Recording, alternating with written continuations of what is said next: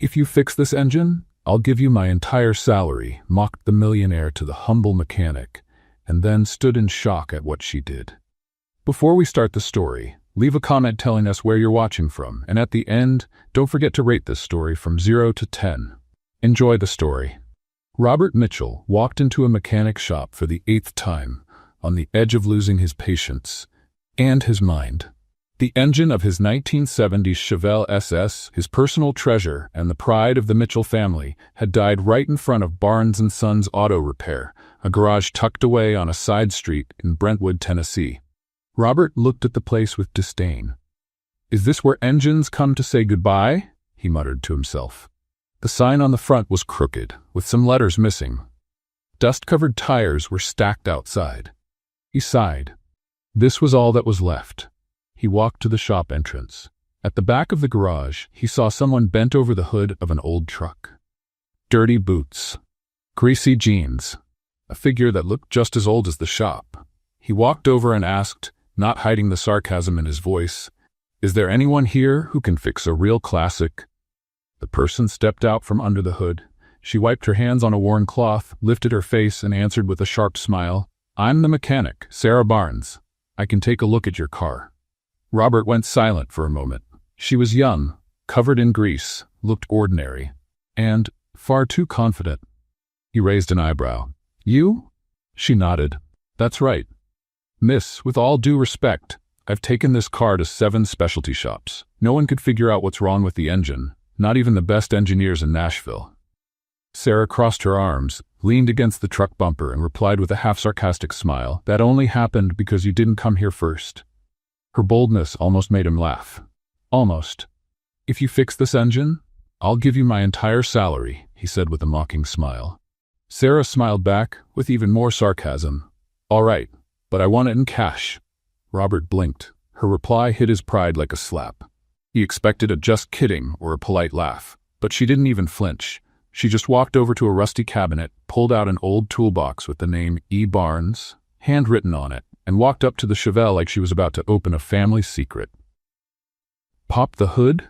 she asked. Robert did it without thinking. Sarah studied the engine for a minute, like she was listening to something no one else could hear.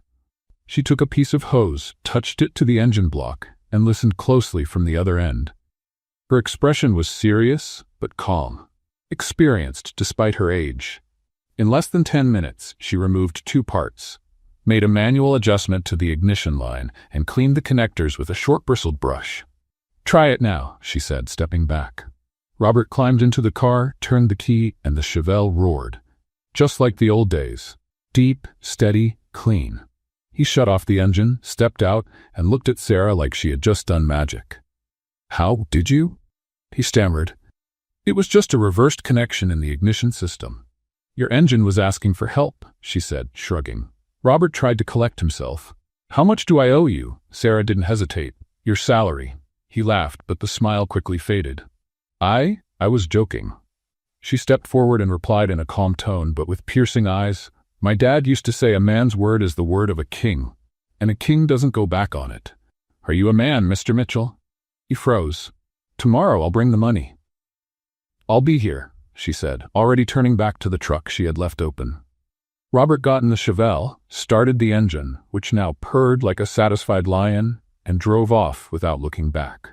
But inside the car, he bit his lower lip, defeated by the only mechanic who didn't try to impress him.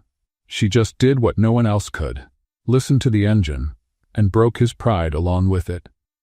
Robert Mitchell spent the whole night crunching numbers. His monthly salary as chief engineer at Mitchell Automotive Industries wasn't small. $15,000 after taxes, enough to buy a brand new car, enough to make any Brentwood mechanic smile for a month. But it was also enough to bruise his pride.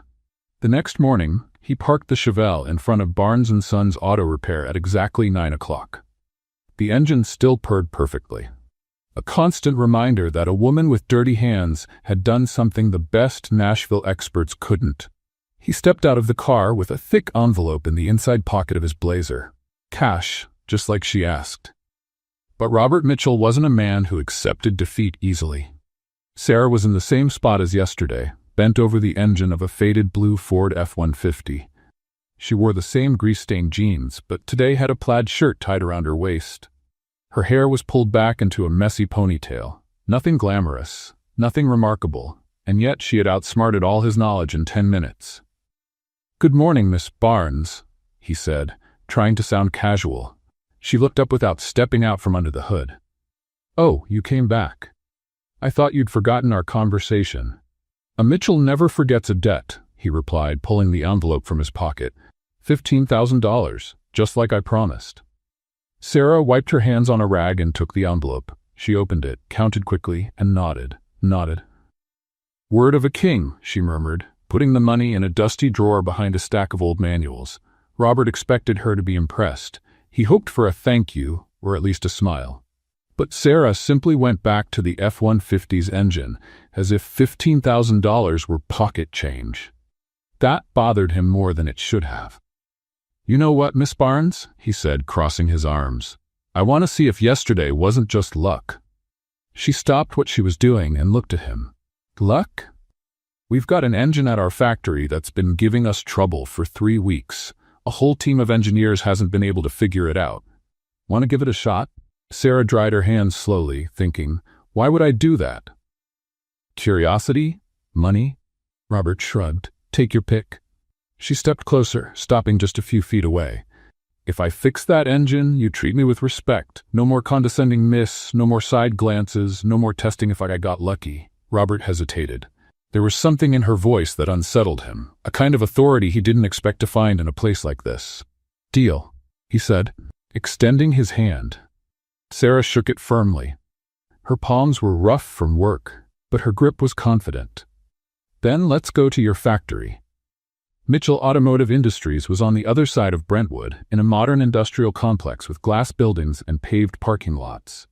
Sarah stepped out of her faded red pickup and looked at the place with interest, but not intimidation. Robert led her to the development area, where a team of 5 engineers stood around a V8 engine laid out on a metal workbench. All of them wore white dress shirts and ID badges. "Everyone," Robert said, "this is Sarah Barnes. She's going to take a look at our issue." The engineers exchanged looks. One of them, a middle-aged man with glasses and a blue tie, frowned. "Is she a specialist consultant?" he asked, giving Sarah a full once-over. "She's a mechanic," Robert replied. The silence that followed was awkward. Sarah noticed the dismissive stares but didn't seem to mind. She walked to the bench and studied the engine carefully. "What's the problem?" she asked. "The engine starts, but it loses power after a few minutes," explained a blonde female engineer. "We checked injection, electrical system, cooling. Everything looks normal in the tests." Sarah nodded and asked for a pen. When no one offered, she pulled a blue pen from her pocket and began making notes on her own left arm. Numbers, simple diagrams, reference points. The engineers watched her like she was some rare animal. "Can I take the head off?" she asked. "Go ahead," Robert said.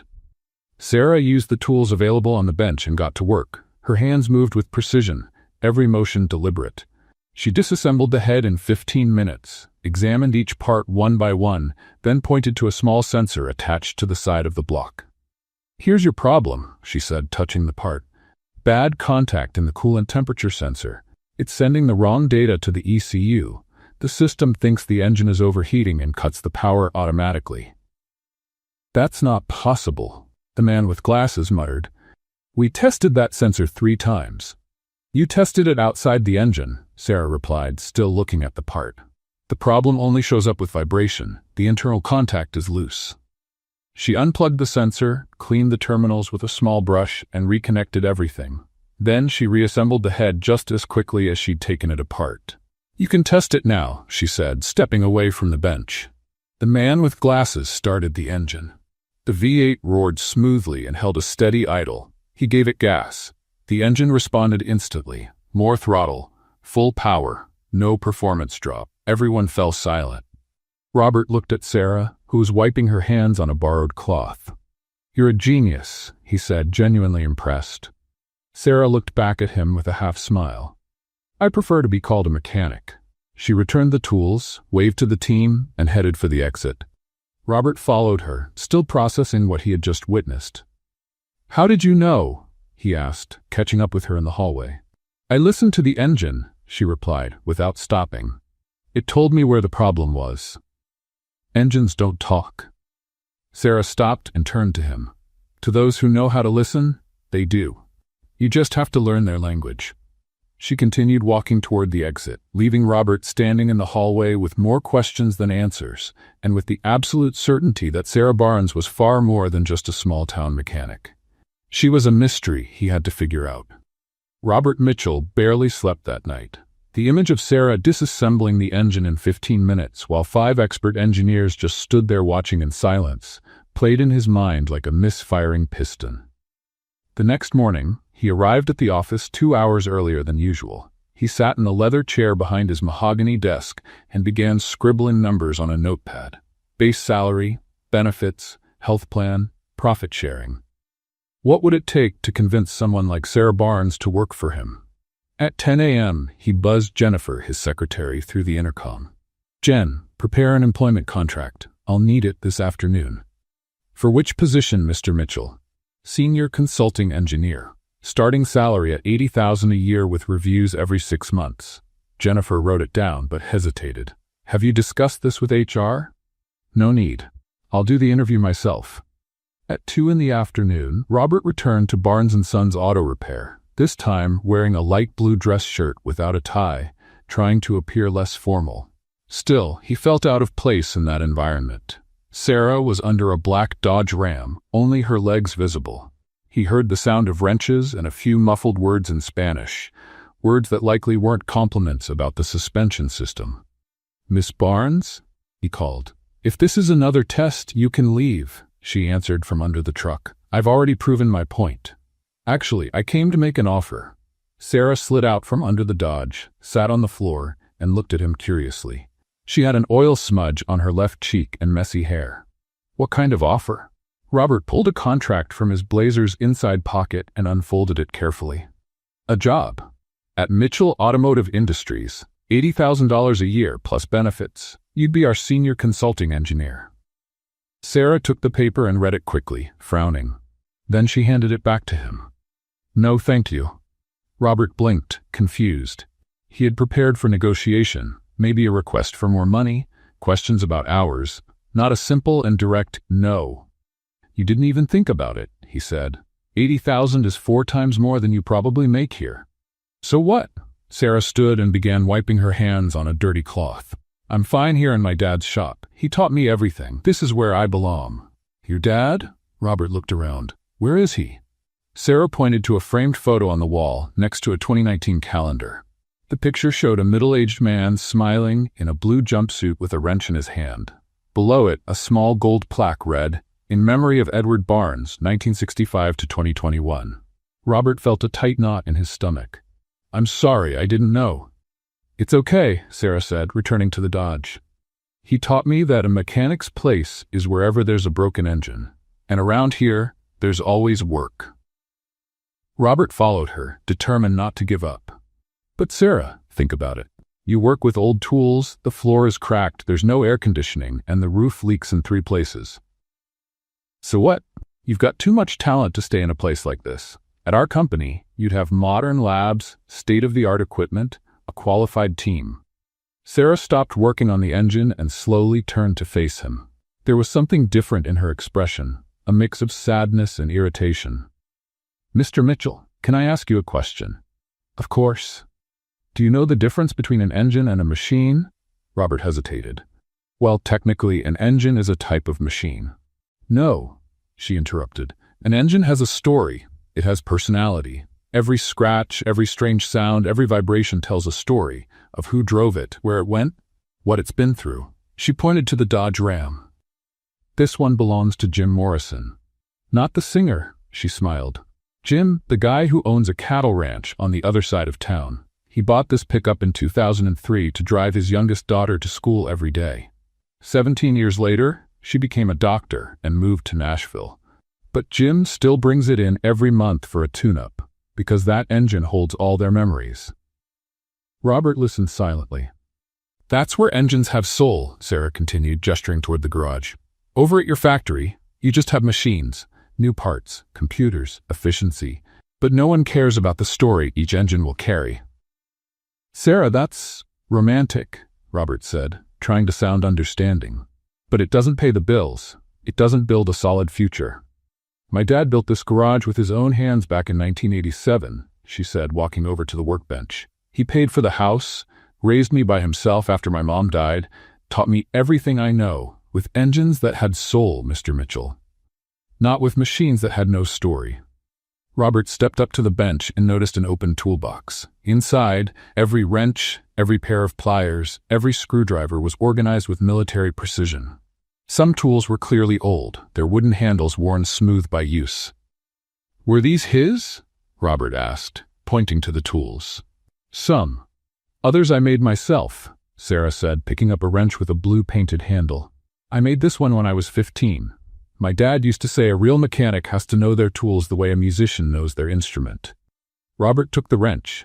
It was heavy, solid, marked with scratches and signs of wear. You made this? I forged it in the shop next door. Mr. Ramirez taught me. It took me 3 weeks, but it came out perfect. Robert handed the tool back, clearly impressed. Sarah, I understand the sentimental value of all this, but imagine what you could do with unlimited resources. Research, development, cutting-edge technology. For what? She asked, closing the toolbox. To build more efficient engines? Cleaner ones? Quieter ones? Yes, to make people's lives better. Sarah smiled, but it wasn't a happy smile. Mr. Mitchell, do you know why I fixed your Chevelle in 10 minutes? Because you're talented. Because I listened. I lay down under it, put my hand on the engine, and listened to what it was trying to tell me. At your factory, no one listens. You measure, calculate, run tests, but no one stops to ask, what does this engine need to feel alive? Robert frowned. Engines don't feel alive, Sarah. They're machines. Exactly, she said, picking up a screwdriver and heading back to the Dodge. That's exactly what I'm talking about. She disappeared under the car again. Robert stood there, holding the rejected contract, trying to make sense of the conversation. Sarah, Mr. Mitchell, she interrupted, her voice muffled. You're a smart man. You have a successful company, money, prestige, but I bet it's been years since you touched a real engine, since you felt the heat of the metal, since you heard the growl of a finely tuned V8. Robert opened his mouth to argue, but realized she was right. When was the last time he worked with his hands? When was the last time he got grease under his nails? Your offer is generous, Sarah continued. But I don't want a job where engines are just numbers in a spreadsheet. I want to stay here, where they can be themselves. Robert folded the contract and slipped it into his pocket. Can I ask you something? He said. Go ahead. Aren't you afraid of being left behind, of missing out on opportunities? Sarah slid out from under the car again and sat on the floor, looking straight at him. Mr. Mitchell, you may have modern labs and expensive equipment, but I have something money can't buy. What's that? I know how to make an engine sing. She stood up, grabbed the Dodge's keys, and started the engine. The sound was perfect, smooth, powerful, balanced. Hear that? She said, revving it up. That's music. That's soul. Robert listened, and for the first time in years he realized he wasn't just hearing noise. He was truly listening to an engine. Sarah shut off the motor and turned to him. Your offer is tempting, Mr. Mitchell, but I'd rather stay here where I can teach engines how to sing. She walked back to the workbench, making it clear the conversation was over. Robert headed for the exit, confused and slightly offended. No one had ever turned him down like that before. No one had ever questioned his values and priorities so simply. But as he walked toward the Chevelle, he couldn't get the sound of the Dodge's engine out of his head. And for the first time in a long while, he asked himself, when was the last time he had made something sing? The following Monday, Robert Mitchell showed up at Barnes & Sons Auto Repair at 10 in the morning with a question about carburetors and classic engines. On Tuesday, he came back asking about electronic ignition systems versus breaker points. On Wednesday, he wanted to know the difference between synthetic and mineral oil in old engines. By Thursday, Sarah was getting suspicious. Mr. Mitchell, she said, stepping out from under a red 1965 Mustang, don't you have a whole team of engineers to answer these questions? Robert straightened his tie, a little embarrassed. I do, but I like hearing different opinions, different perspectives. Uh-huh. Sarah grabbed a rag and started wiping her hands slowly, clearly amused. And these different perspectives don't exist in Nashville, only here in Brentwood? Well, you have a unique approach. Robert stayed there in the middle of the garage watching Sarah work. It was strange how comfortable he felt in that place, despite the organized mess, the smell of oil, and the country music playing from an old radio in the corner. "Can I ask you something?" he said finally. "You can, but if it's about engines, I charge for consulting." "It's not about engines, it's about you." Sarah stopped wiping her hands and looked at him. "About me? How did you learn all this? I mean, you know more than a lot of engineers I've met." Sarah smiled and walked over to the tool bench. "My dad, he taught me since I was a kid. I was 6 when I started handing him tools. By 10, I could do an oil change on my own. At 15, I was tearing down full engines. And school? College? I finished high school. After that, my dad got sick. Cancer. I had to take over the shop." Robert felt a tightness in his chest. "I'm sorry." "No need. He lived well, passed away in peace, and he left me the best inheritance I could ask for, knowledge." Robert looked around the shop with new eyes. Every tool hanging on the wall, every manual stacked on the shelf, every old but well-kept machine. It all told a story of dedication and love. "Was your dad always a mechanic?" "Since he was 16. Started out as an apprentice in a shop in Memphis. Then he came here, worked for others until he saved enough to open his own place." "And he never wanted to do something else?" Sarah shrugged. "Never thought about it. I always knew this would be my place." "Don't you ever get curious about the world out there? Other cities? Other countries?" "Of course I do, but I don't need to leave to see the world." She pointed at the cars in the shop. "Every engine that comes through here brings stories from different places. That Mustang came from Detroit, that pickup's from Texas. That Corolla belongs to a Japanese family that moved here 5 years ago." Robert had never looked at it that way. "That's an interesting perspective. It's real life, Mr. Mitchell, not just perspective." On Friday, Robert showed up with no technical questions. He just stood there watching Sarah work on a 1969 Camaro with transmission issues. "Don't you have a company to run today?" she asked, not looking away from the car. "I do, but I delegated some tasks." "First time?" "What do you mean?" "First time you've delegated. I bet you're one of those bosses who wants to control everything." Robert laughed, surprised at how accurate that was. "How can you tell?" "The way you talk. Always so serious, so formal. A man who doesn't trust others to do the job right." "It's not that I don't trust." "Yes, it is." Sarah smiled. "But it's okay. I'm the same way with my engines." Robert spent the rest of the morning watching Sarah work. There was something almost hypnotic in the way she moved, how her hands always found the right tool without looking, how she could diagnose a problem just by listening. "Can I try?" he asked suddenly. "Try what?" "Helping. Handing you tools I don't know." Sarah looked him up and down. "In that outfit?"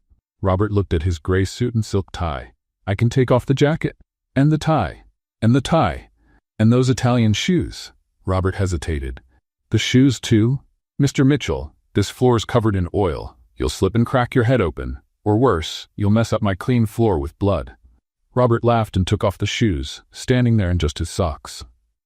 "There, now can I help?" Sarah studied him for a second, amused. "Trying to become an intern?" "Maybe. All right then. Grab that 15mm wrench." Robert looked at the tool bench, totally lost. There were dozens of wrenches, all different sizes. "This one?" he asked, picking one at random. "That's a 12. The 15 is the third from the left." Robert grabbed the right tool and handed it to Sarah. "Thanks. Now hold this hose while I tighten the connection." They worked together for about an hour. Robert was clumsy but trying his best. Sarah was patient, though she didn't hold back her sarcastic comments about his lack of practical skills. "For an engineer, you're pretty bad with your hands," she said as Robert dropped a screwdriver for the 3rd time. "It's been a while since I worked directly with tools." "How long?" Robert thought for a moment. "About 15 years?" 15 years? Sarah stopped what she was doing. "You haven't touched an engine in 15 years? I've had other responsibilities." "Like what?" "Management, strategic planning, meetings with investors. Important stuff." "It is important." "More important than this?" She pointed at the Camaro's engine. Robert didn't know how to answer. At that moment, a boy around 12 appeared at the entrance of the garage. He was thin, with messy brown hair and clothes that were clearly not new. He had a school backpack on and a big smile on his face. "Hi, Sarah," he called out, running toward them. "Hey, Chewy." Sarah opened her arms for a hug. "How was school?" "Boring. The math teacher gave us weekend homework. Tough life." The boy noticed Robert and frowned. "Who's this guy in a tie?" "This is Mr. Mitchell." "Mr. Mitchell, this is Chewy. He helps me here in the shop after school." Robert waved to the boy. "Hello, Chewy." "Hi." Chewy looked him over from head to toe. "Why aren't you wearing shoes?" "He was helping me," Sarah explained. "Helping?" Chewy laughed. "Men in suits don't know how to work on engines."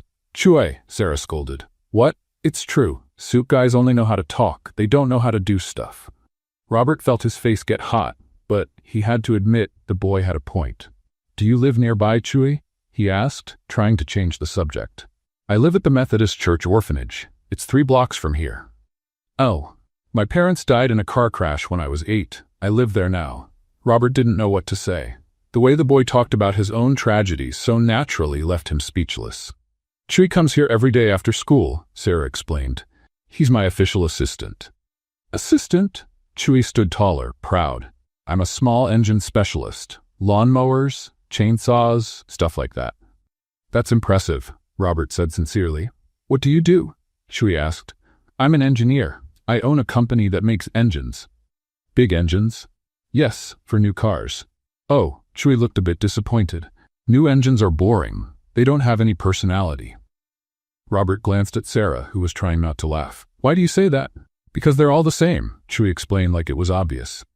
"Old engines are different. Each one has its own way, its own mood. This Camaro here, for example, he likes to accelerate slowly. If you try too fast, he stalls." "How do you know that?" "Sarah taught me. She knows how to talk to engines." Robert spent the rest of the afternoon watching Sarah and Chewy work together. It was clear she had become a mother figure to the boy. She taught him with patience, corrected him gently, and protected him with fierce instinct. Sarah's a good cook too, sitting on a tall stool next to the workbench. She makes the best grilled cheese sandwich in Tennessee. "Chewy, stop telling Mr. Mitchell my life story," Sarah said, embarrassed. "Why? He seems nice. Kind of clumsy, but nice." Robert laughed. "Thanks, I think." "Sarah should date someone," Chewy went on, ignoring the death stare she gave him. "She works too much. She never goes out, never has fun." "Chewy, what?" "It's true, the last time you went out was 6 months ago for Mrs. Maria's birthday." "That's none of Mr. Mitchell's business." "Of course it is," Chewy said, turning to Robert with a cheeky grin. "I bet the guy with the fancy car is in love with Sarah." Robert almost choked. What? No, Look how red he got," Chewy yelled, laughing. "I knew it." "Chewy, stop it," Sarah said, though she was laughing too. "The fancy car guy's in love, Sarah. That's why he comes here every day pretending he has questions." Robert's face burned. The boy's observation was embarrassingly accurate. I have to go," he stammered, grabbing his shoes quickly. "He's running away," Chewy shouted. "That proves it." Robert said goodbye quickly and practically ran to the Chevelle. As he drove back home, he couldn't stop thinking about Sarah's laugh and the boy's words. Was it really that obvious? Had Sarah noticed? And more importantly, what was he going to do about it? Because for the first time in years, Robert Mitchell had to admit that a 12-year-old orphan was absolutely right. He was in love. Robert Mitchell spent the weekend trying not to think about Sarah Barnes. He tried to focus on financial reports, production spreadsheets, anything that could keep him busy. But every time he started the Chevelle, the smooth sound of the engine reminded him of her hands adjusting the ignition, the confidence in her movements, the way she talked to engines like they were old friends. And Chewy's words kept echoing in his mind. The guy with the fancy car is in love. On Monday morning, he walked into his office determined to forget about Barnes Auto and focus on what really mattered. Business. He had a meeting with investors at 10, a conference call with the development team at 2, and a stack of contracts waiting for his signature. But the moment he sat down and turned on his computer, his mind went back to Sarah saying his company only had machines, no engines with soul. The comment had struck a nerve, something deeper he didn't want to admit. At 9 in the morning, instead of reviewing the investor presentation, Robert found himself walking through the company hallways toward the basement archive. He didn't know exactly what he was looking for, but he had a strange feeling, like there was something important he'd missed. The archive at Mitchell Automotive Industries filled a massive room in the basement of the main building. Metal shelves stretched from floor to ceiling, hacked with boxes sorted by year and department. Robert rarely went down there. Why bother with old paperwork when he had assistants for that? But today was different. He started with the boxes from the 1980s, when his father was still running the company. Gerald Mitchell had been a practical man, focused on results, who had turned a small family shop into a multi-million-dollar business.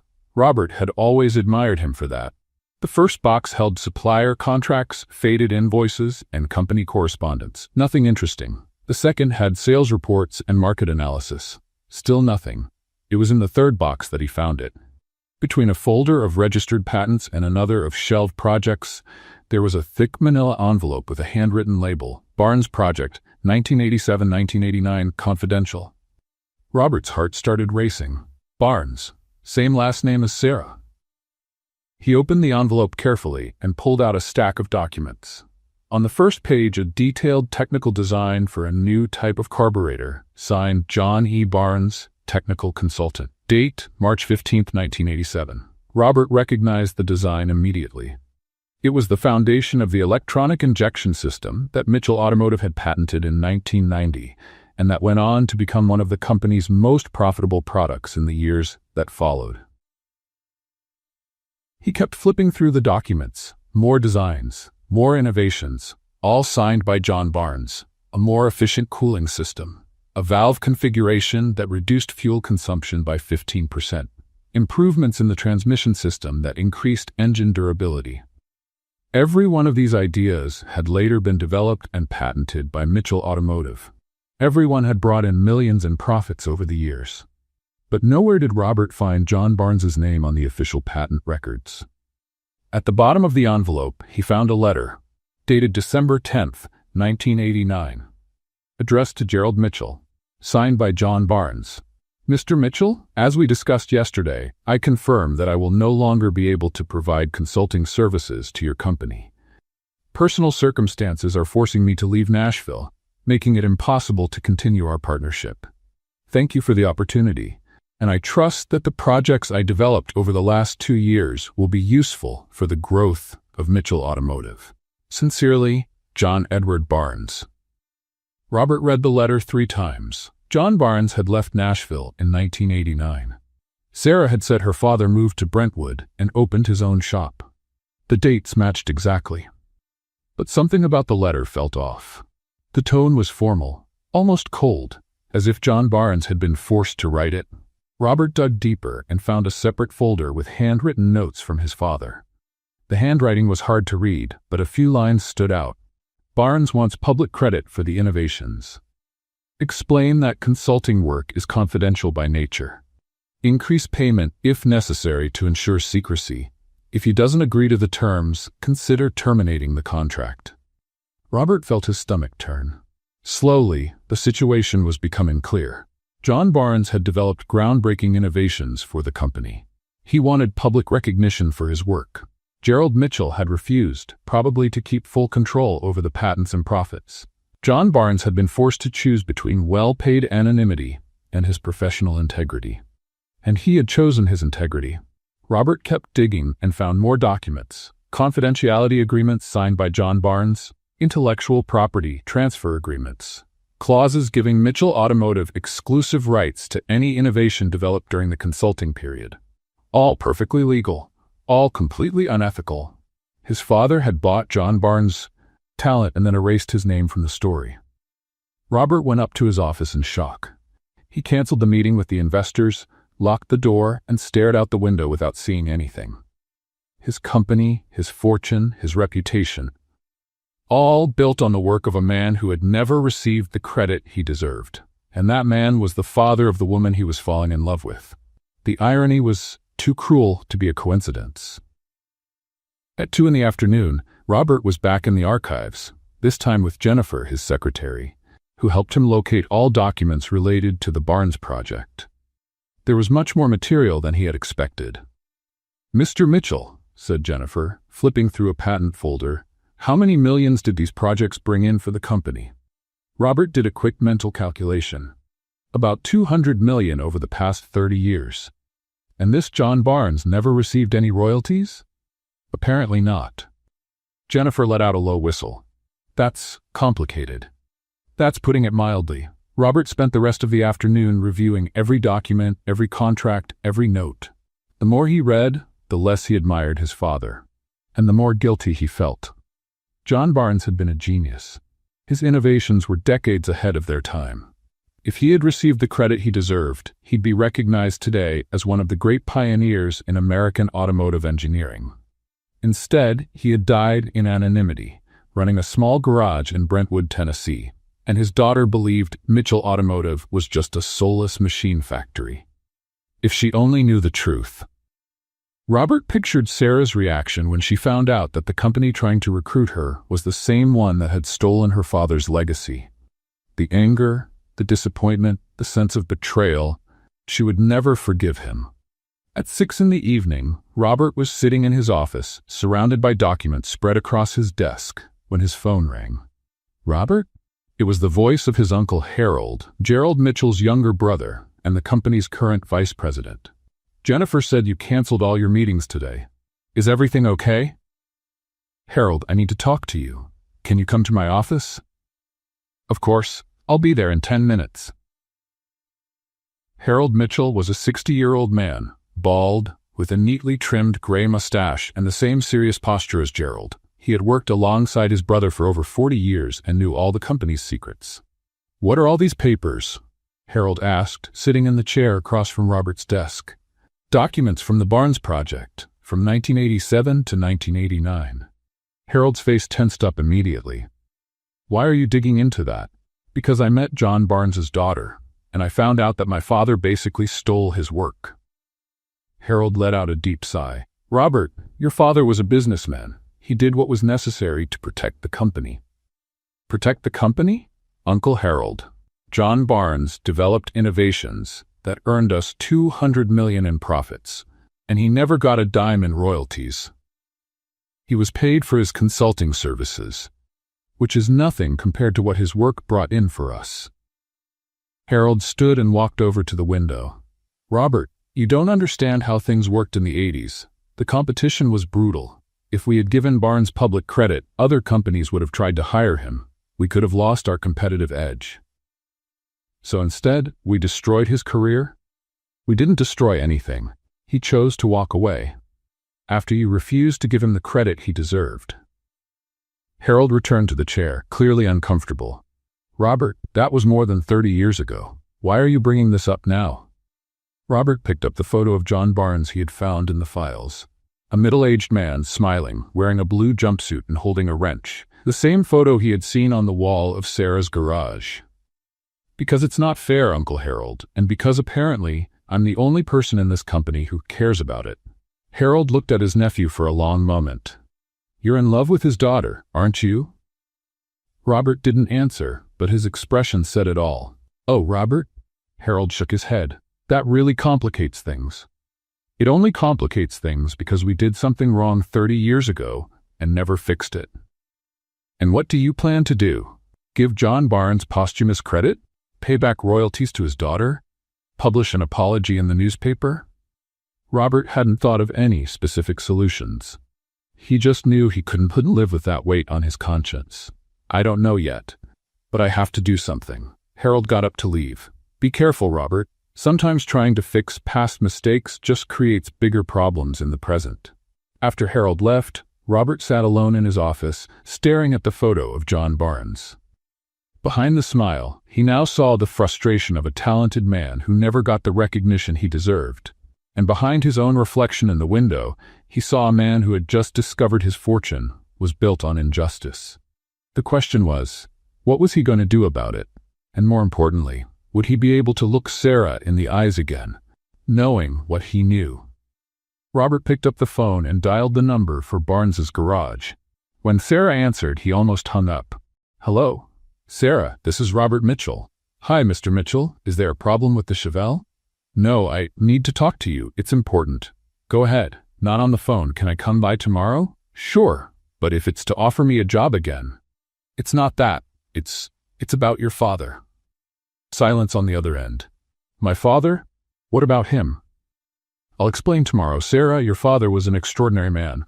I know that, Mr. Mitchell. No, you don't know everything. And Robert hung up, knowing he had just started a conversation that would change everything between them, for better or worse. Robert Mitchell didn't sleep that night. He stayed awake until 3 a.m, sitting in his living room in Belmead, with a pile of documents on the coffee table and an impossible decision ahead. How could he tell Sarah that his company had taken credit for her father's work? How could he explain that the millions he inherited were partly the result of John Barnes's unrecognized talent? At 6 a.m, he gave up trying to sleep. He took a shower, put on a blue polo shirt and jeans, no suit today, and drove downtown Nashville. He had a mission. His first stop was Hatch Show Print, a historic print shop on Broadway that had been doing handcrafted work since 1879. Robert explained what he wanted to the owner: restore an old technical manual and engrave a name on the leather cover. How long will it take? Robert asked. For a job like this, usually about a week, the craftsman replied, a gray-bearded man who carefully examined the manual. I need it today. I'll pay whatever it takes. The man raised an eyebrow. That must be very important. It is. It'll cost 3 times the normal price. That's okay. At 10 a.m, Robert was at Vanderbilt University in the engineering library looking for information about automotive innovations from the 1980s. He wanted to better understand the historical context of John Barnes's projects, the importance of his contributions to the industry. What he found impressed him even more. John Barnes' innovations weren't just good, they were revolutionary. The electronic fuel injection system he developed was years ahead of competitors. Some of the solutions he proposed were only adopted by the German industry in the late 1990s. John Barnes wasn't just a talented mechanic, he was a visionary. At 2 p.m, Robert returned to the print shop. The manual was transformed. The leather cover, once worn and stained, now shined with a professional finish. On the front, engraved in elegant gold letters, it read, Automotive Innovations Manual, John Edward Barnes, Pioneer and Visionary, 1955 to 2021. It looks perfect, Robert said, paying the bill. I hope the person appreciates it, the craftsman replied. I hope so too. At 3 p.m, Robert parked in front of Barnes & Sons Auto Repair. He took a deep breath, grabbed the manual wrapped in blue gift paper, and went inside the garage. Sarah was under a red Jeep Cherokee, only her legs visible. Chu sat on a stool beside her, handing her tools. Hi, Mr. Mitchell, Chu shouted when he saw him. No suit today. Hi, Chewy. Thought this would be more practical. Sarah slid out from under the Jeep and sat on the floor, looking at Robert with curiosity. You said you wanted to talk about my father. Yes. Robert held the package tighter. But first, I brought something for you. Sarah frowned. A gift? Kind of. He held out the package. Sarah hesitated before taking it, looking a little unsure. She carefully opened the paper, and her eyes widened when she saw the restored manual. Where did you get this? I found it in my company's archives. I thought you might want to have it. Sarah opened the manual and flipped through the pages. They were detailed technical projects, complex diagrams, handwritten notes in her father's careful handwriting. Things she had never seen before. I didn't know he did all this, she murmured, gently touching one of the pages. Sarah, your father was a genius. These innovations, they changed the automotive industry. She kept flipping, and Robert saw tears welling in her eyes. Why do you have this? She finally asked. Robert swallowed hard. It was time for the truth. Because my company, because my father. He stopped, searching for the right words. Sarah, your father worked as a consultant for Mitchell Automotive between 1987 and 1989. She looked at him, confused. A consultant? He developed several projects for us, innovations that became very profitable. And Robert felt sweat running down his back, and he never got the public credit he deserved. My father wanted to keep the authorship secret. Sarah slowly closed the manual. Go on. When your father asked for recognition for his work, my father refused, said consulting work was confidential by nature. Your father, he chose to leave instead of accepting the anonymity. Sarah stood slowly, holding the manual to her chest. You're telling me your company stole my father's work? It wasn't theft, technically. There were contracts, legal clauses. Contracts you forced him to sign? Robert couldn't answer.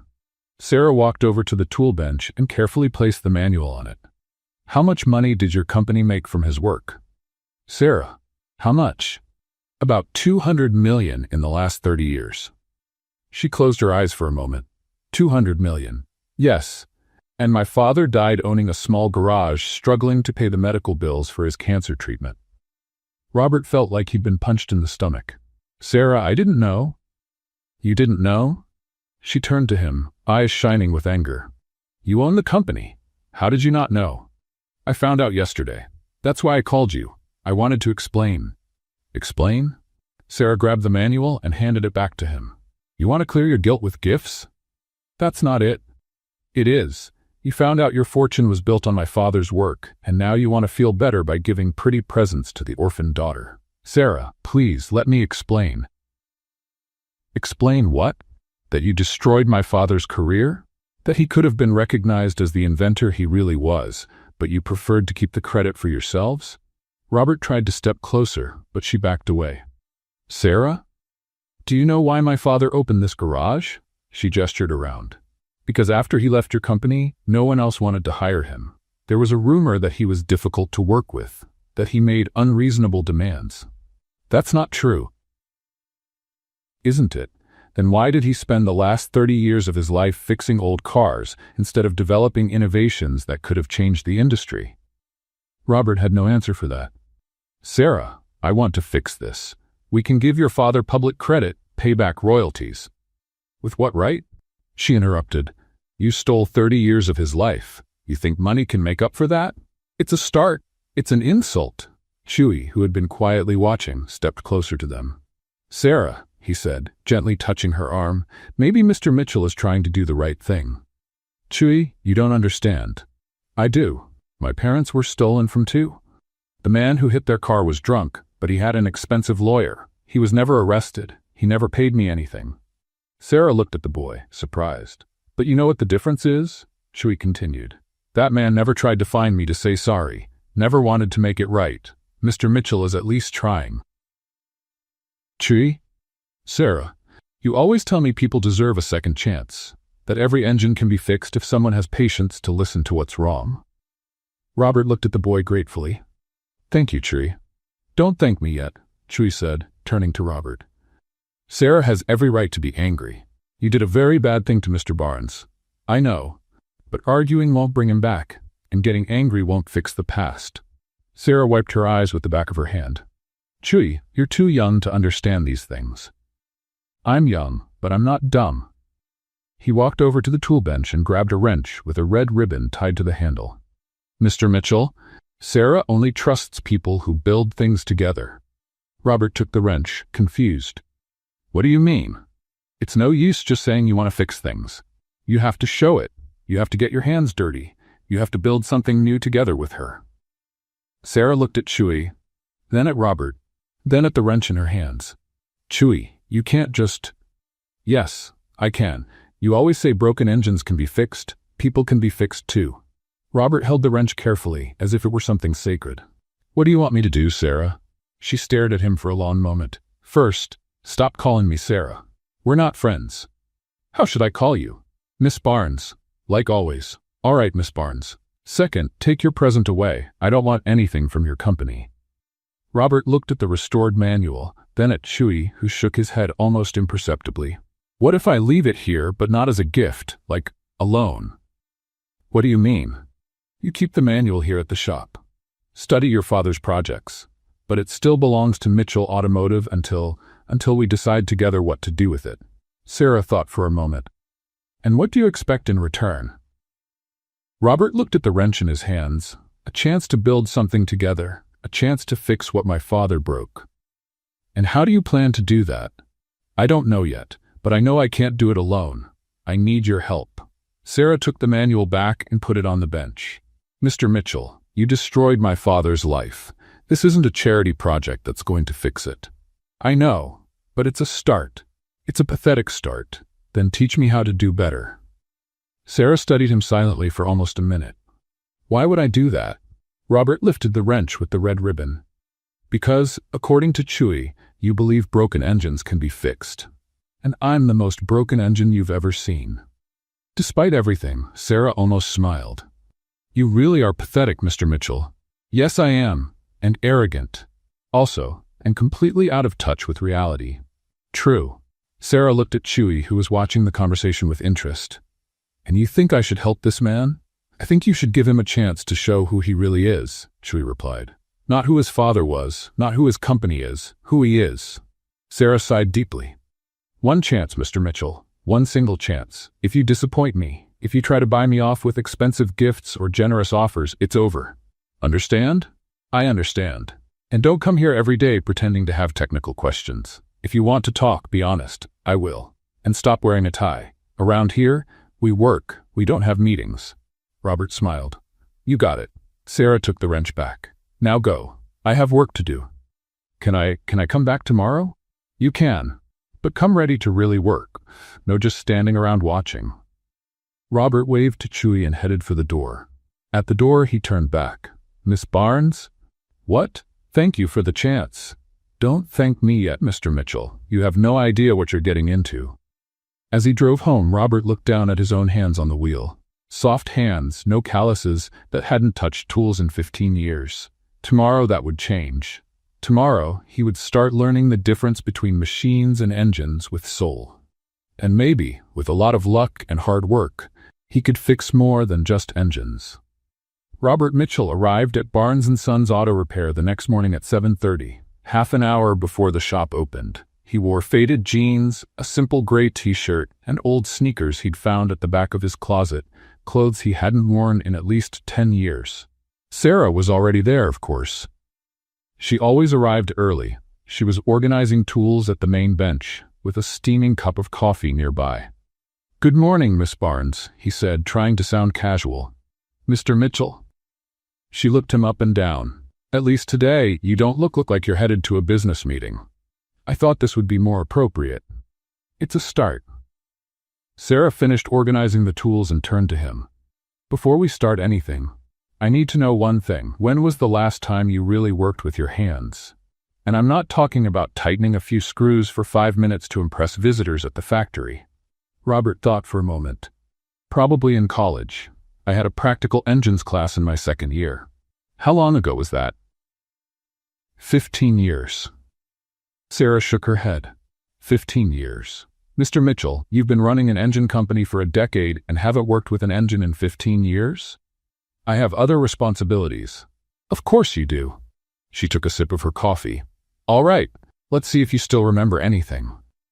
Sarah walked over to a corner of the shop where several engine parts were spread out on a blue tarp. Pistons, valves, crankshafts, cylinder heads, all clean and organized but clearly taken apart. This was the engine from a 1965 Mustang that came in last month, she explained. The owner gave up on fixing it because he thought it would be too expensive. I bought the parts. Robert bent down to examine the components. It's in good shape. For someone who hasn't touched an engine in 15 years, you sound pretty confident. Theory, remember? Oh, right. Theory. Sarah smiled in a way that wasn't exactly friendly. Let's see your theory in practice. We're going to rebuild this engine. Together. Really? Mr. Mitchell, you said you wanted to build something with me. This is your test. If we can get this engine running, maybe you'll prove you really want to fix things between your family and mine. Robert looked at the parts on the floor. There were a lot of components, lots of screws, lots of chances to mess up. What if I break something? Then you find out if you really have enough money to pay for the damage. Just then, Chewie came back from school carrying his backpack. Hi, Sarah. Hi, Mr. Mitchell. He shouted, running up to them. Are you going to build an engine? We're going to try, Sarah replied. Can I help? You have school, but I can come here at lunch and after classes. You can, but now, go study. Chewie ran off, clearly excited at the idea of watching Robert struggle with tools. Sarah grabbed a technical manual and put it on a makeshift table made from a box. First, let's review the theory. Show me you at least remember how an engine works. Robert studied the diagram in the manual and began explaining the 4-stroke cycle.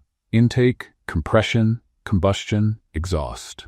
Sarah listened quietly, occasionally asking more detailed technical questions. "Your theory is correct," she said finally. "Now let's see if your hands can keep up with your head." They started with the engine block. Sarah showed Robert how to check if the surfaces were clean and level, how to apply sealant on the gaskets, how to place the parts in the right order. Robert tried to follow the instructions, but his hands didn't cooperate. He dropped screws, put too much sealant in some places and too little in others, and took 3 tries to fit a simple head gasket correctly. "You're nervous," Sarah noted. "A little." "Why? It's just an engine." "It's just been a long time, and you're watching every move I make." "Mr. Mitchell, if you can't work with someone watching, you'll never work with me." Robert took a deep breath and tried to focus. Slowly his movements became more coordinated, not skilled, but at least functional. When they got to the pistons, Robert finally got one fitted right on the first try. "Getting better," Sarah said. "But you're still too tense. Relax. I'm trying." "No, you're not. You're overthinking it. An engine isn't math, Mr. Mitchell. It's instinct." Robert looked at her, confused. "What do you mean?" "Feel this bolt." She took his hand and placed it on a bolt he was trying to tighten. "Feel the resistance? When does it stop turning easily?" "I feel it." "That's the point. You don't need a torque wrench to know when it's tight enough. Your hand knows. And what if I tighten too much?" "Then you learn not to tighten too much next time." Robert tried to follow her philosophy.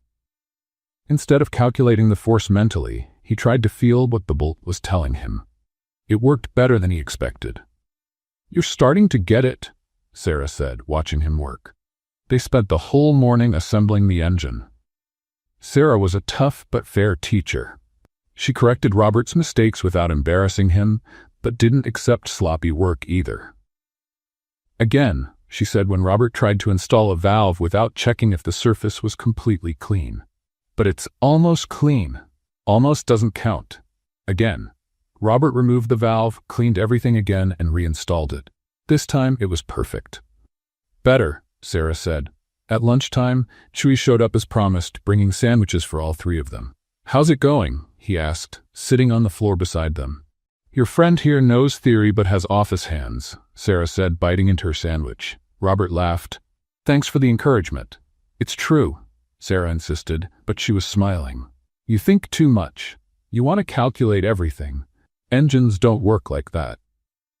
"How do they work then?" "You talk to them, listen to what they need, feel where the problem is."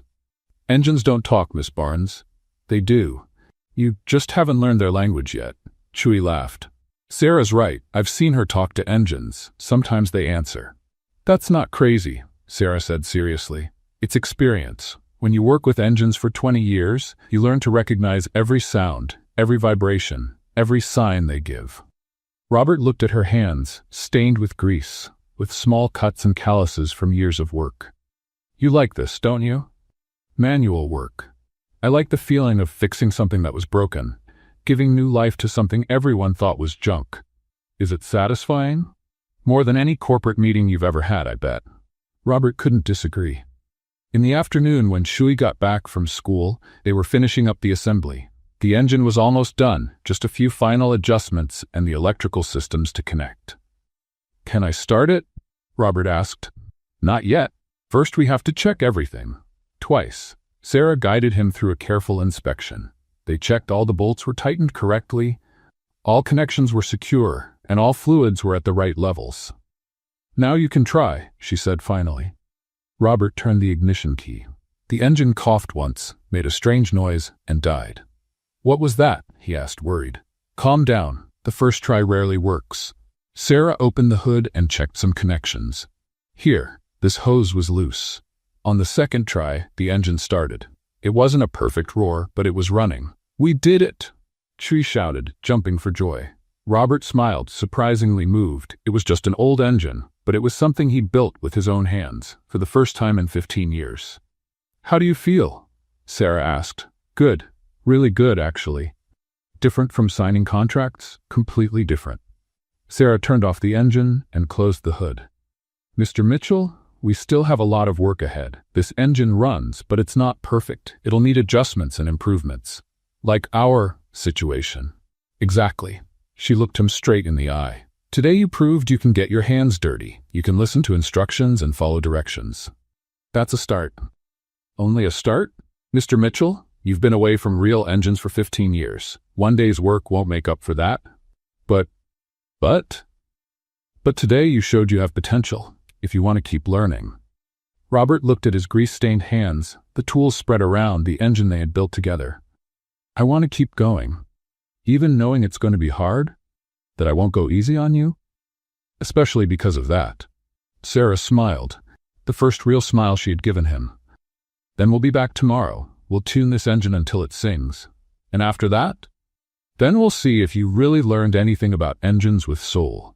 As they cleaned the tools, Chewie came up to Robert. Mr. Mitchell, can I ask you something? Of course. Why do you want so badly to impress Sarah? Robert stopped cleaning the wrench he was holding. It's not about impressing, Chewie. It's fixing something that was broken. The engine? Among other things. Chewie nodded as if he understood perfectly. Like my dad always said, the best things in life need to be built slowly, with patience. Your dad was a wise man. He was. I think you two will be friends. Friends? You and Sarah, after you finish fixing each other. Robert looked at Sarah, who was organizing tools on the bench. She worked with economy of movement, every gesture precise and necessary. There was a grace in her skill that he had never noticed in anyone else. I hope so, Chewie. It will be. Broken engines can always be fixed. People too. When Robert left the shop that afternoon, his hands were dirty, his back ached, and he was more tired than after any day in the office. But he was also more satisfied than he had felt in years. For the first time since discovering the truth about John Barnes, he felt he might really be able to fix things, one bolt at a time. 3 weeks later, Robert Mitchell had become a regular at Barnes & Sons Auto Repair. Every day at 7 in the morning, he parked his Chevelle in front of the shop and spent the next 8 hours learning everything Sarah was willing to teach. And she taught a lot. Robert now knew how to tell the difference between the sound of a poorly tuned engine and one that just needed fresh oil. He could change brake pads without needing step-by-step instructions.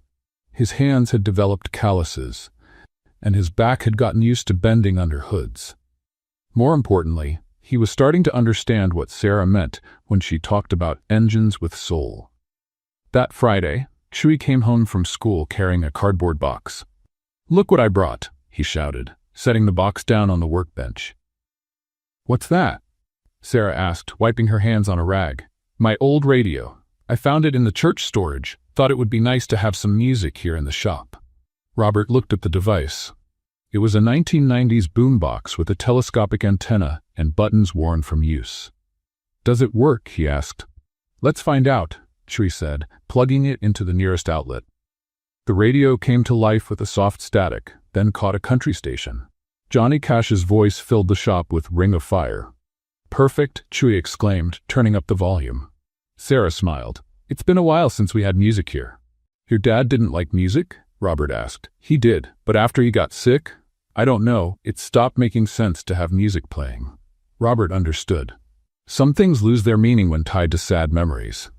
"But now it makes sense again," Chewie said, dancing alone to the music.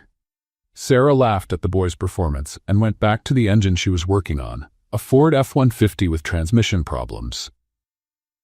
"Mr. Mitchell," she said, "can you help me with this?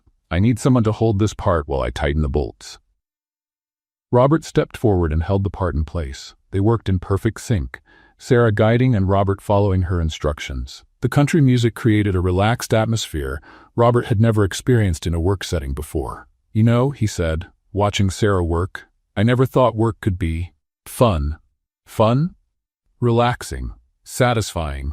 I don't know, different. Sarah stopped what she was doing and looked at him. "Mr. Mitchell, what was your work like before?" "Meetings. Lots of meetings. Report analysis, budget approvals, investor conferences." "Sounds boring." "It was, but I thought it was important." "And now?" Robert thought for a moment. "Now I realize there's a difference between important work and work that makes sense." Sarah smiled and went back to the transmission. They worked in silence for a few minutes, listening to the music and occasionally laughing at Chewie's comments. He had named himself the shop's official DJ. That's when Robert noticed the shop sign. The sign on the front of the building was faded, with some letters peeling. Barnes & Sons Auto Repair was still readable, but barely. That sign needs a new paint job, he said. Sarah followed his gaze. I know. It's been on my to-do list for about 2 years. Why haven't you done it yet? Time, money, priorities. Robert studied the sign more closely. The structure was solid, it just needed fresh paint. I can paint it for you. Mr. Mitchell, you know how to paint? Can't be too different from assembling an engine, right? Instruction, patience, attention to detail. Sarah laughed. Painting is very different from mechanics. Then you teach me. I don't know how to paint signs. Then we learn together. Chewy, who had been listening, shouted from across the shop, I know how to paint. My art teacher showed me. Chewy, a shop sign is different from school drawings, Sarah said. But it's just paint and brush, right? And I have a steady hand. Robert looked at Sarah. How about we try it on Saturday? I'll buy the paint. You and Chewy provide the artistic skills. Sarah hesitated. Mr. Mitchell, you don't have to keep spending money here. It's not spending, it's investing. Investing in what? Robert felt his face warm. In doing things right? Sarah studied him for a moment. Okay, Saturday we paint the sign. On Saturday morning, Robert arrived at the shop carrying cans of paint, brushes, rollers, and everything else the hardware store clerk had recommended. You bought enough paint to cover the whole shop, Sarah observed, looking at the amount of supplies. I'd rather have too much than too little. Chewy was already there, wearing an old t-shirt and with his hands covered in blue paint. I already started, he shouted, showing a wooden board where he had painted Barnes & Sons in crooked but enthusiastic letters. Chewy, that's not the shop sign, Sarah said. I know, I'm practicing. Robert laughed at the boy's dedication and began preparing the real sign for painting. Sarah helped him sand the surface and apply primer. You really don't know how to paint, she said, watching Robert struggle with the brush. I'm learning. You're making a mess. That's part of the learning process. Sarah grabbed another brush and started painting next to him. Her movements were much steadier, even though she had no experience with signs. How do you make this look so easy? Robert asked. Same as with engines, patience and instinct. They worked side by side all morning. Chewy acted as the official assistant, handing brushes, mixing colors, and giving artistic suggestions that weren't always practical. What if we make the letters green? He suggested. Why green? Sarah asked. I don't know. Green's nice.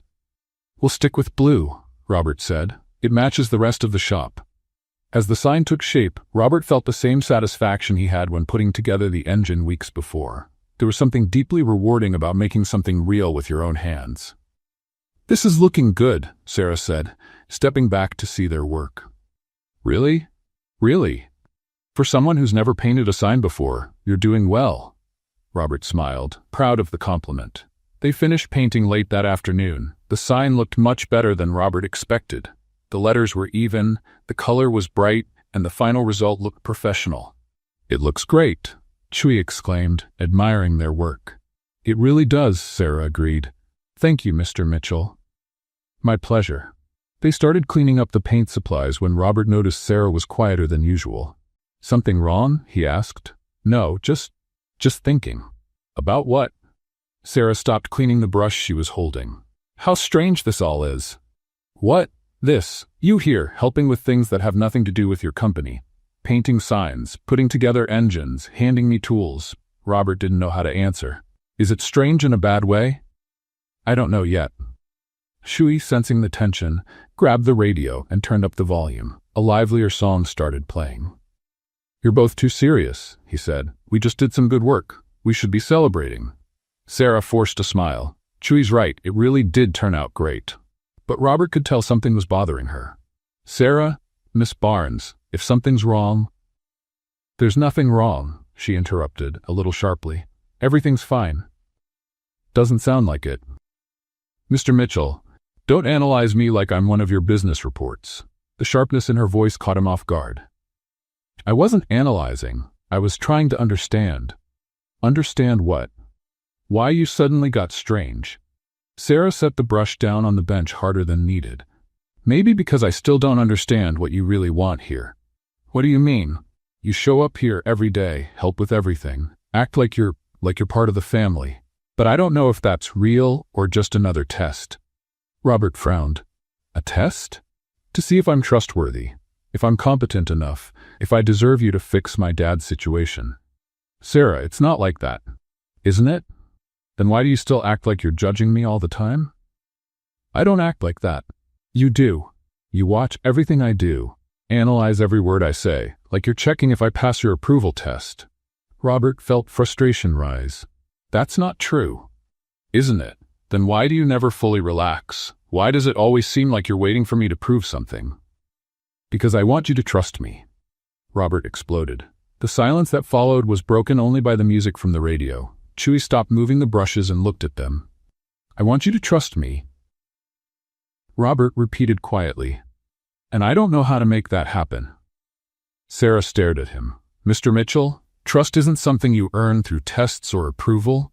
It's something you build through honesty. I've been honest. You've been polite, respectful, helpful, but honest. I'm not sure." "What do you mean?"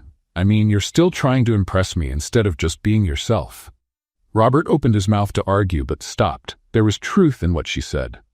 He really was trying to impress her, trying to prove he deserved a chance to fix things. "You're right," he admitted. "Am I? I'm afraid if you get to know the real me, you won't like what you find." Sarah took a step toward him. "And who is the real you, Mr. Mitchell?" Robert took a deep breath. "Someone who spent 15 years sitting behind a desk making decisions about things he didn't understand. Someone who inherited a company and a fortune built on the work of others. Someone who never questioned where his success came from until he met you. Go on. Someone who's trying to learn to work with his hands because he realized he doesn't actually know how to do anything really useful. Someone who's in love with a woman who has every reason in the world to hate me." The air in the shop got heavy. Chewie stopped moving completely and was watching the conversation with wide eyes. Sarah looked at Robert for a long moment. "Do you really think I should hate you? I think it would be fair. And you think you're in love with me?" Robert felt his face burn. "I think, yes." Sarah took another step toward him. "Mr. Mitchell, you're really an idiot. I know." "No, you don't." She reached out and grabbed the collar of his shirt. "If you did, you'd understand I don't want you to try to impress me. What do you want?" "I want you to stop acting like you're asking permission to exist." "Sarah? I want you to understand that maybe, just maybe, I'm also interested in finding out who you really are underneath all that guilt and paranoia." Robert looked into her eyes and saw something he hadn't noticed before. Interest, curiosity, and maybe something more. "Sarah, She didn't let him finish. She pulled him by the collar and kissed him. It was a passionate kiss, full of frustration and held-back desire. Robert froze for a second, then responded, wrapping his arms around her. When they pulled apart, both were breathless. "Wow," Chewie murmured from across the shop. "That wasn't in the plan." Sarah looked at Robert, her eyes shining. "Mr. Mitchell?" "Yes? Stop calling me Sarah when we're alone. What should I call you?" "By my name, Sarah." "Better. And stop acting like you're testing me." "How should I act?" Sarah smiled, like someone who just found out maybe, just maybe, the feelings are mutual. Robert smiled back, feeling like a huge weight had lifted from his shoulders. "Chewie," Sarah shouted without taking her eyes off Robert, "can you turn up the music? I think we'll need a soundtrack for what's coming next." Chewie ran to the radio, grinning from ear to ear. "Finally," he shouted. "I knew you two would work it out."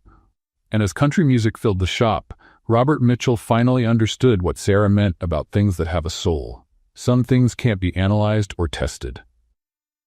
They can only be felt. 2 weeks after the kiss, Robert arrived at the shop carrying a leather folder under his arm and a nervous smile on his face. Sarah was adjusting the suspension on a Jeep Wrangler, completely focused on her work. "Good morning, Sarah," he said, setting the folder on the bench. "Good morning."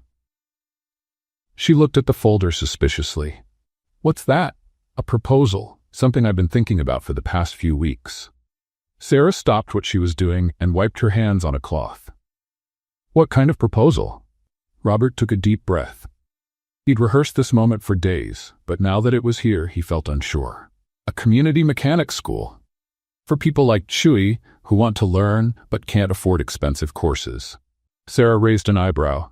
And why are you telling me this? Because I want it to be ours, our school. He opened the folder and took out a stack of organized documents. Architectural plans, detailed budgets, curriculum proposals, all printed on professional letterhead. Look at this, Sarah said, flipping through the papers. You really thought of everything, didn't you? I did. We can use the land next to the shop. Mr. Henderson has wanted to sell for years. We'll build a modern shop school with new equipment, but keep the spirit of Barnes & Sons. Sarah kept reading, but her expression grew darker. And the name? She asked. Barnes Motors Community Mechanics School. Barnes Motors. In honor of your father and you. Sarah reached the last page of the documents and stopped. There it was, the partnership contract. She read it once, then again, frowning. Robert, there's a mistake here. Where? Here in the contract. It says I'm co-founder and you're an investor partner. That's not a mistake. What do you mean it's not a mistake? You're paying for everything. You had the idea. Robert stepped closer to her. Sarah, the idea only came because I met you, because I learned there's a difference between teaching theory and teaching passion for the work. You'd be the technical director. I'd just be the funder. Robert, look at this. He pointed to a specific clause. 50% of the profits will go to a scholarship fund for underprivileged kids, like Chewy. Sarah looked at him in disbelief. Are you serious? Completely serious. Just then, Chewy came home from school, carrying his backpack and a big smile. Hi, everyone. What are you? He stopped when he saw the document spread out. What's all this? Crazy, Sarah muttered. Opportunity, Robert corrected. Chewy came closer and looked at the architectural plans. Is this a school? A mechanics school, Robert explained, to teach people who want to learn but can't afford expensive courses. Chewy's eyes lit up. Really? Could I study there? You'd be one of the first students, Robert said. Sarah shook her head. Robert, this is very generous, but I don't understand why you want to do this. Robert sat on a nearby stool.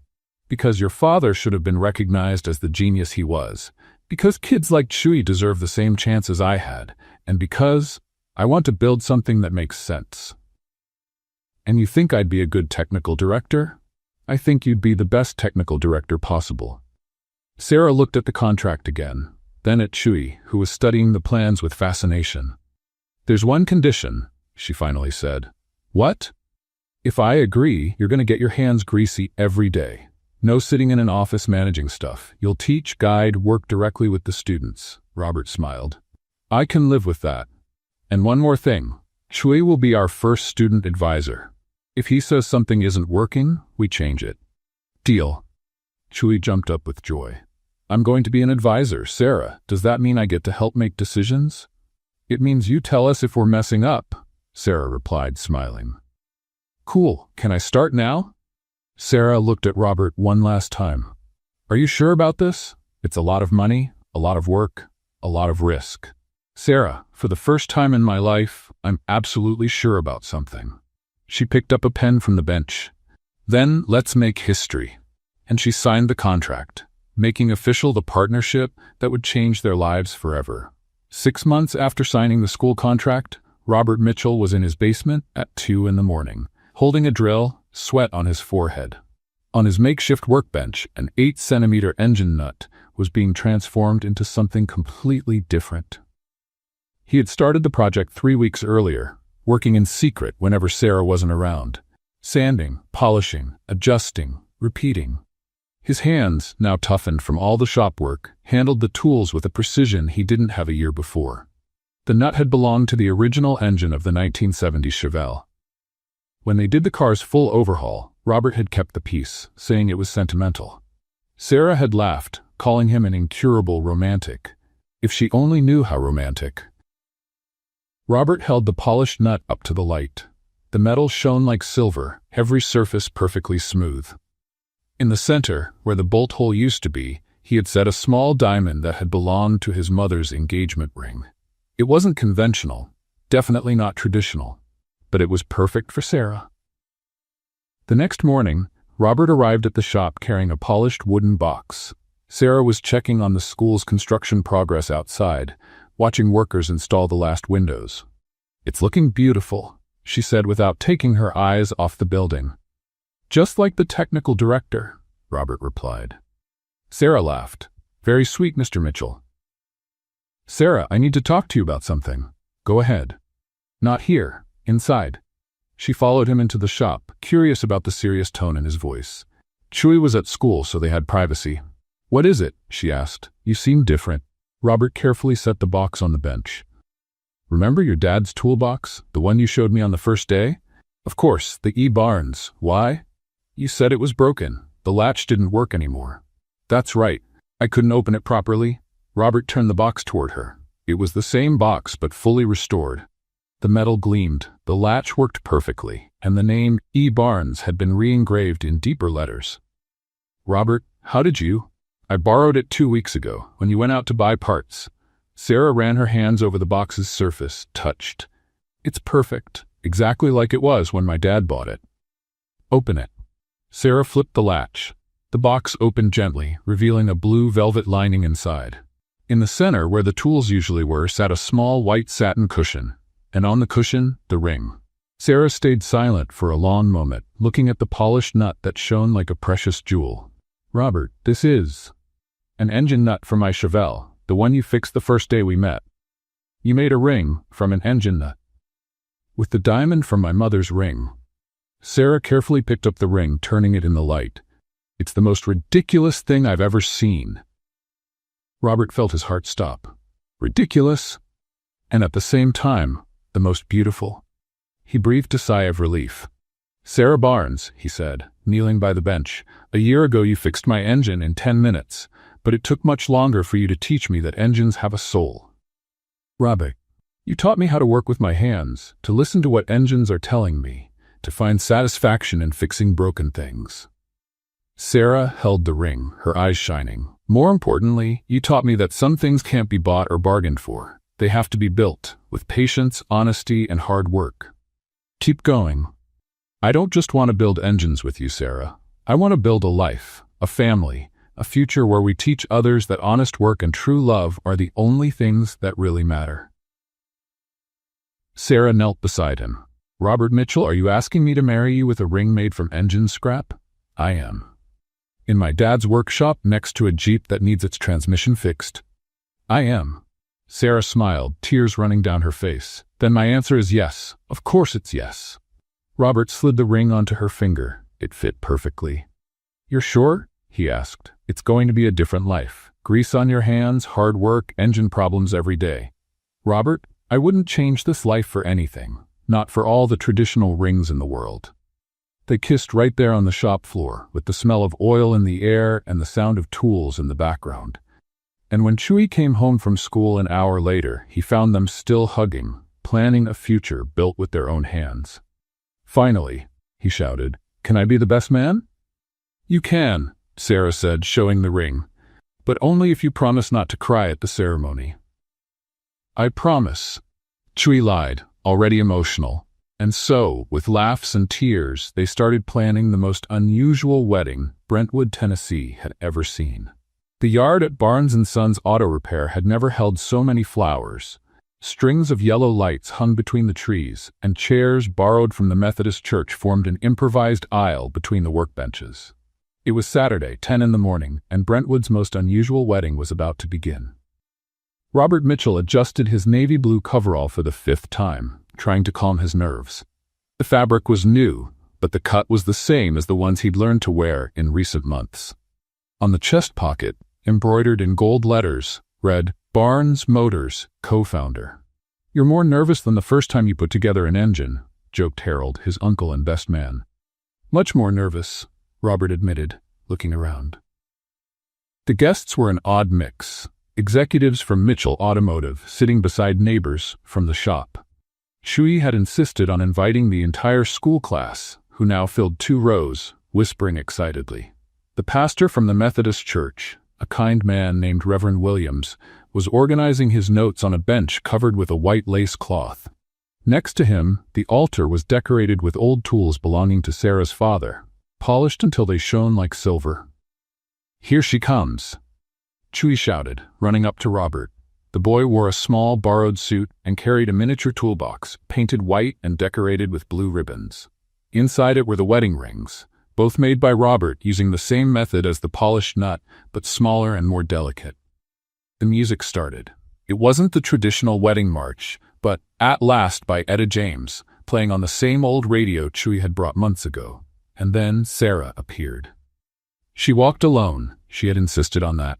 Wearing a white coverall she had embroidered herself with small blue flowers. Her hair was loose, with a simple daisy crown. On her feet, her usual work boots, clean and polished. Robert felt as if the air had been knocked out of his lungs.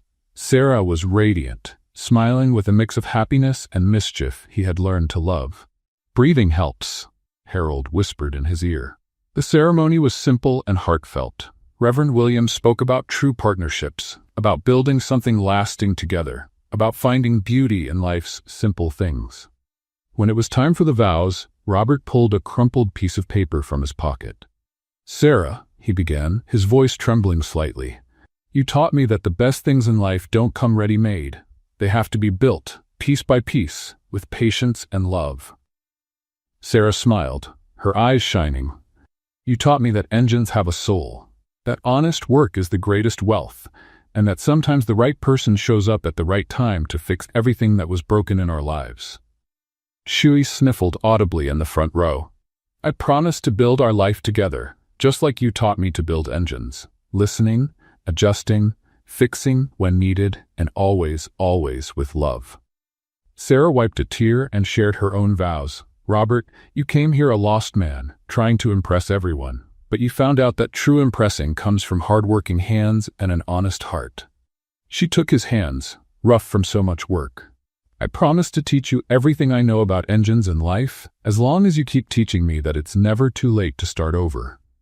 Chewie stepped forward with the little toolbox, opening it solemnly. The rings shone inside the lined box. "With these rings, do you both promise to build a life together?" asked Reverend Williams. "Yes," they answered in unison.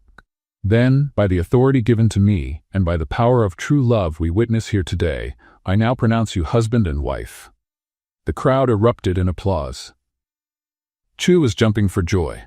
Even the most serious executives from Mitchell Automotive were smiling. "Now let's open the real wedding gift," Chewie shouted. Robert and Sarah walked hand in hand to the newly built school. In front of the building, covered by a white cloth, was the engine they had built together on the very first day. The 1965 Mustang, now mounted on a special stand with a golden plaque. "First Barnes engine, in memory of Edward Barnes, visionary." "Together?" Robert asked. Sarah nodded. They pulled the cloth back at the same time, revealing the polished, gleaming engine. Robert turned the key. The engine roared to life, perfect and powerful. Neighbors clapped, children cheered, and music filled the air. Sarah came close to Robert and whispered in his ear, "Now you're a man of your word, and of engines." Robert kissed her right there, in the middle of the celebration, with the sound of the engine they had built together echoing in the background. "We did it," he said. "Did what?" "Build something that will last forever." Sarah smiled, looking around, at Chewie dancing with the kids, at the school that would teach generations of mechanics, at the engine purring like a promise for the future. "Robert Mitchell, you finally learned the difference between machines and engines with a soul." "Learned?" "Yes, because now you know the best things in life can't be bought. It can only be built. With love, hard work, and lots of patience." And while the party went on around them, Robert and Sarah stayed wrapped in each other's arms.